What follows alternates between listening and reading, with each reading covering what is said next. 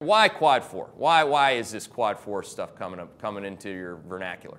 Well, it starts with the comps. It always ends and starts with the comps. That's called the base effects if you want to sound a little bit more intellectual about it, but the comps are the same store sales for a bottom-up investor. They know what that is too. By the way, there's no irony that I call it that. That's what I used to do on the buy side is, again, measure and map consumer companies that had comps. So as you can see, the base effects go from 1.7 to 1.9% in the last couple quarters on US GDP to 2.2 to 2.6%.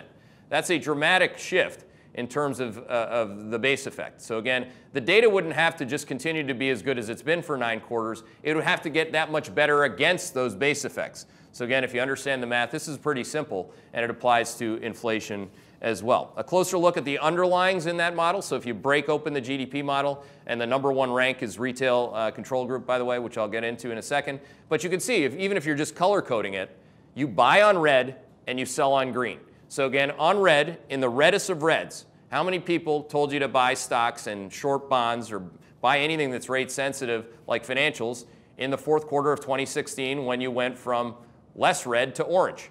We did, okay? Now we're the ones, the crazy ones, 9 quarters later that are saying after Q3, in your brightest of green times when people think nothing could possibly go wrong, that we're going to develop yellow lights.